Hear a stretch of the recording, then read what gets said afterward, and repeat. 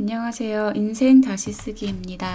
오늘 읽어드릴 책은 찰스 헤넬의 성공의 문을 여는 마스터키입니다. 옮기니 김우열, 출판사는 샨티입니다. 실리콘밸리에서 성공한 기업가들 중에서도 이 책을 연구하고 실천한 사람이 많다고 해요. 그리고 빌 게이츠는 이 책을 읽고 대학을 그만두고 자기 사업을 시작했다는 말이 있다고 합니다. 마스터키는 모든 문을 열 수 있는 거잖아요. 그래서 이 책을 집어든 사람은 아마 성공을 하고 싶어서 그렇겠죠. 그런데 성공에 대한 정의를 한번 생각을 해봐야 되는 게요.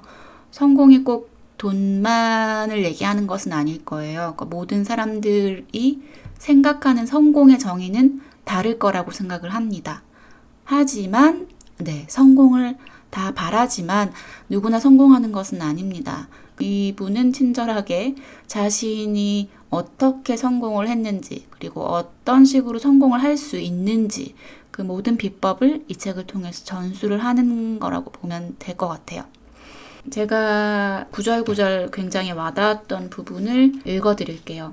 24개의 7일, 그러니까 7일 간격으로 한 챕터씩 읽으라고 이렇게 24개의 챕터로 나눠져 있어요. 그 챕터가 끝날 때마다 실질적으로 해야 할 어떤 연습 과제를 줍니다. 그것들을 따라하면서 천천히 이 책을 읽어보시기를 권하고요. 저는 2 챕터 정도를 읽어드리려고 합니다. 4번째 7일, 과정을 뒤집자, 원인에서 결과로. 60페이지. 당신이 나라고 할 때는 육체를 가리키는 것이 아니다. 육체는 단지 내가 목적을 이루기 위해 사용하는 도구일 뿐이다. 나는 마음도 아니다. 마음 역시 내가 생각하고 추론하고 계획을 짜는데 사용하는 또 다른 도구에 불과하다. 나는 분명히 몸과 마음을 제어하고 명령하는 존재이다. 몸과 마음이 무엇을 해야 하고 어떻게 움직여야 하는지 결정하는 존재인 것이다.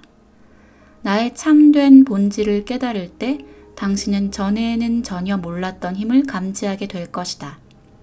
우리의 인격은 헤아릴 수 없이 많은 개성과 특성과 습관과 인간적인 특징으로 이루어졌다.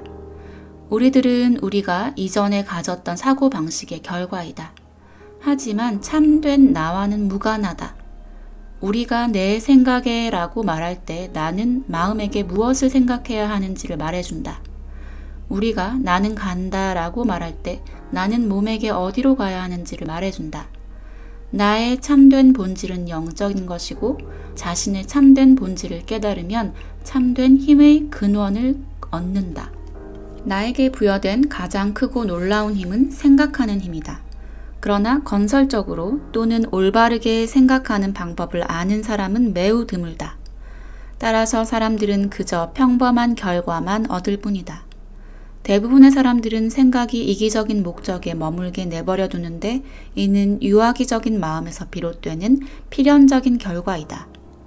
마음이 성숙해질 때 비로소 모든 이기적인 생각에든 패배의 씨앗이 담겨 있음을 이해하게 된다. 마음이 잘 훈련된 사람은 모든 거래는 그것과 어떤 식으로든 연관된 사람 모두에게 반드시 이루어야 한다는 점을 알고 다른 사람의 약점이나 무지나 필요를 이용하여 이득을 얻으려는 시도는 어떤 것이든 자신에게 해를 끼친다는 점도 안다. 이것은 개인이 우주의 부분이기 때문이다. 한 부분이 다른 부분을 적대해서는 안 된다.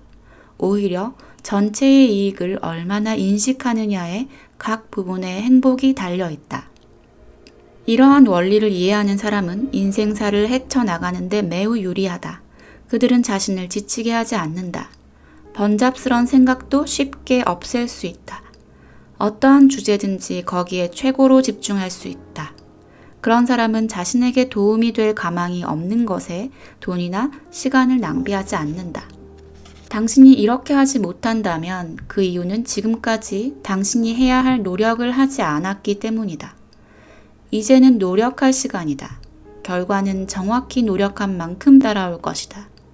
의지를 강하게 하고 성취에 필요한 힘을 일깨우기 위해 할 수 있는 가장 강력한 자기 암시문은 나는 내가 뜻하는 사람이 될 수 있다. 이다. 이 문구를 반복해서 사용할 때마다 내가 누구이고 무엇인지 깨닫도록 하라. 나의 참 본질을 철저하게 이해하려고 노력하라. 그렇게 하면 당신은 무적이 될 것이다. 당신의 목적과 의도가 건설적이고 따라서 우주의 창조 원리와 조화를 이룬다면 그렇다는 말이다. 이 암시문을 활용하라. 밤낮으로 계속해서 사용하고 생각날 때마다 자주 반복하라. 그것이 당신의 일부가 될 때까지 계속하라. 습관으로 만들어라. 이렇게 하지 않겠다면 애초에 시작도 하지 않는 편이 낫다. 현대 심리학에 의하면 뭔가를 시작했다가 마무리 짓지 못하거나 결심을 했다가 지키지 못할 때 우리는 실패하는 습관을 들이는 셈이다. 절대적이고 수치스러운 실패 말이다. 어떤 일을 할 생각이 없다면 시작하지 마라. 시작한다면 하늘이 무너져도 끝내라. 뭔가를 하겠다고 마음먹으면 해내라. 그 무엇도 그 누구도 방해하지 못하게 하라. 내부의 나는 결심했고 준비는 되었다. 주사위가 던져졌으니 더 이상 따질 필요가 없다. 이런 방식으로 실행하되 제어할 수 있는 가장 작은 것부터 시작해 점차 노력을 늘려나가면서 어떠한 상황에서도 굴하지 않는다면 당신은 결국 자신을 다스릴 수 있음을 알게 될 것이다. 수많은 사람들이 자신을 다스리는 일보다 한 나라를 다스리는 일이 쉽다는 사실을 알고 슬퍼했다. 그러나 자신을 다스리는 법을 터득한다면 당신은 외부 세계를 제어하는 내부 세계를 발견한 셈이다. 누구도 당신을 막지 못할 때고 당신이 별다르게 노력하지 않는 듯 보이는데도 사람과 물질이 당신의 뜻에 반응할 것이다. 내부 세계가 나에 의해 제어되고 이 내가 우주의 에너지 혹은 영혼, 대개 신이라 불리는 존재인 무한한 나의 일부라는 점을 기억한다면 이와 같은 일이 그렇게 불가능하거나 이상하게 보이지는 않으리라. 이것은 어떤 사상을 만들거나 증명하려는 의도로 만들어진 이론이나 명제가 아니다. 이것은 최고의 종교인과 최고의 과학자들이 받아들이는 하나의 사실이다. 과학은 조금 탐구하고 나서는 멈춘다. 과학은 상존하는 영원한 에너지를 찾지만 종교는 그 에너지 뒤에 존재하는 힘을 찾고 그것이 인간 안에 있다고 말한다. 그러나 이것은 결코 새로운 발견이 아니다. 이것이야말로 내부 세계가 지닌 놀라운 창조력의 비밀이다. 이것이 힘과 완성의 비밀이다. 물질을 극복한다는 말은 물질 없이 지낸다는 뜻이 아니다. 자기 부정은 성공이 아니다. 우리는 받지 않고서는 줄 수 없다. 강하지 않으면 도움이 될 수 없다. 무한한 존재는 파산자가 아니며 이 무한한 힘의 대리인인 우리 역시 파산자가 아니다. 다른 이에게 도움이 되려면 더욱 큰 힘이 있어야 하는데 힘을 얻으려면 반드시 주어야 한다. 반드시 봉사해야 하는 것이다. 많이 줄수록 많이 받는다. 우리는 우주가 활동할 하나의 통로가 되어야 한다. 우주는 끊임없이 자기를 표현할 길, 누군가에게 봉사할 길을 찾고 있으며 가장 왕성하게 활동할 수 있는 통로를 찾고 있다. 그 통로를 통해 인류에게 가장 큰 도움을 주고 가장 큰 이득을 주려고.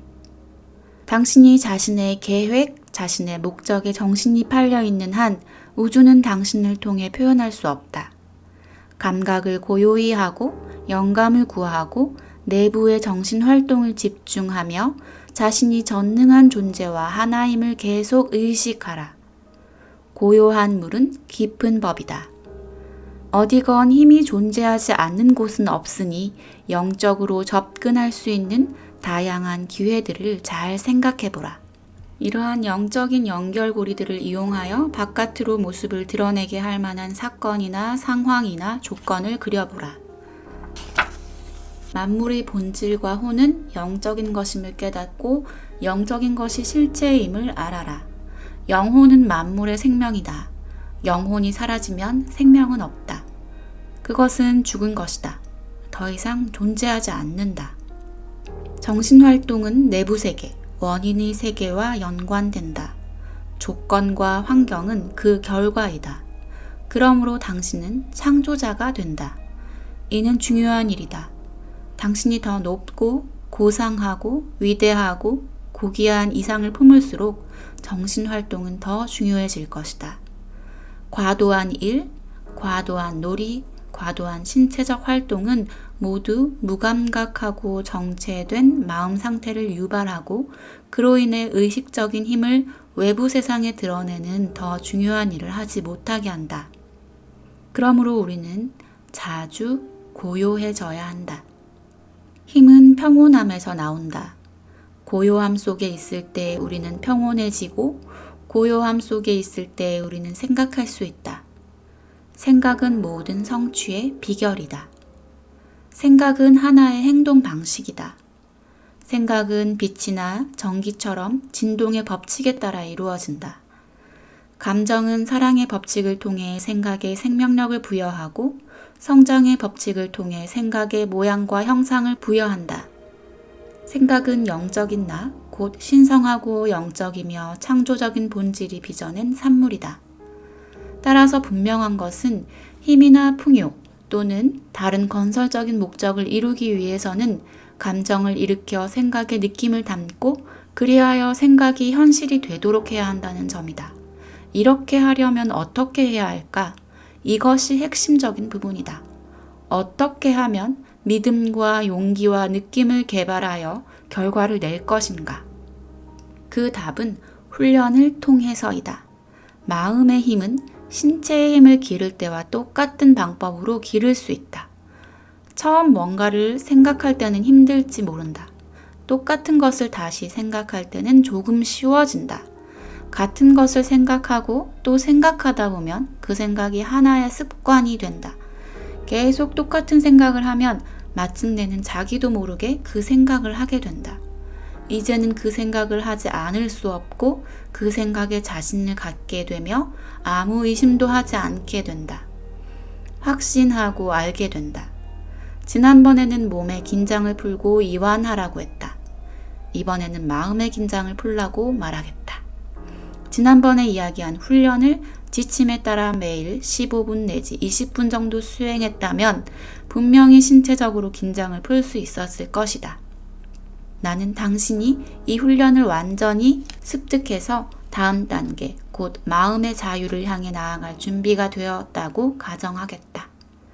이번에는 평소처럼 자리를 잡은 뒤 완전히 이완하여 긴장을 모두 풀어주고 마음속에서 나쁜 생각, 이를테면 미움, 화, 걱정, 질투, 시기, 슬픔, 골칫거리, 실망 등을 모두 놓아버리도록 하라. 당신은 이런 것을 놓아버리지 못하겠다고 말할지도 모른다. 하지만 할 수 있다. 마음속으로 그렇게 하겠다고 결심함으로써 자발적인 결의와 끈기로써 그렇게 할 수 있다. 일부 사람들이 이렇게 하지 못하는 이유는 자신들을 이성이 아니라 감정에 끌려다니도록 방치하기 때문이다. 그러나 이성에 따라가는 사람은 승리할 것이다. 단번에 성공하지는 않겠지만 훈련을 하면 완벽하게 해낼 수 있다. 이는 다른 모든 일에서도 마찬가지다. 당신은 이 부정적이고 파괴적인 생각들을 모두 없애고 지우고 완전히 사라지게 하는데 분명히 성공할 것이다. 이런 생각들은 상상할 수 있는 온갖 조화롭지 못한 상황을 끝없이 싹트게 하는 씨앗이기 때문이다. 책에서 말하는 요점은 그건 것 같아요. 내부를 통제함으로써 내가 생각하고 내가 원하는 결과를 먼저 입력을 함으로써 그 결과를 세상 외부 세계에서 나오게 할 수 있다는 것이 이 책의 어떤 마스터키의 시스템인데요. 그런데 잠재의식이나 어떤 우리 내부 세계를 통제하는 것이 그만큼 쉽지 않은 일이라는 것을 또한 알게 됐습니다. 이 부분은 한 번에 되는 게 아니고 계속해서 끈질긴 결단과 그리고 의식적인 노력을 통해서라는 것도 알게 됐어요.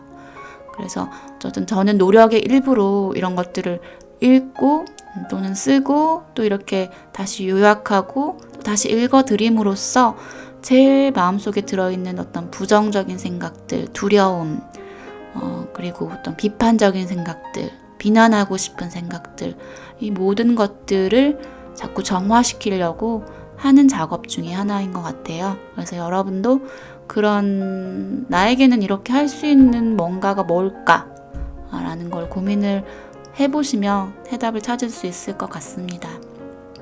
마지막으로 이 챕터 끝에 있는 글귀를 읽어드리면서 마무리하도록 하겠습니다. 참되게 생각하라. 그리하면 그대 생각이 생각의 기근을 없애리라. 참되게 말하라. 그리하면 그대 말이 풍성한 열매를 맺는 씨앗이 되리라. 참되게 살라. 그리하면 그대 인생이 위대하고 고귀한 신념이 되리라. 오늘도 저의 영상을 보아주셔서 감사드리고 앞으로도 좋은 영상을 계속 올려드릴 수 있도록 노력하겠습니다. 감사합니다.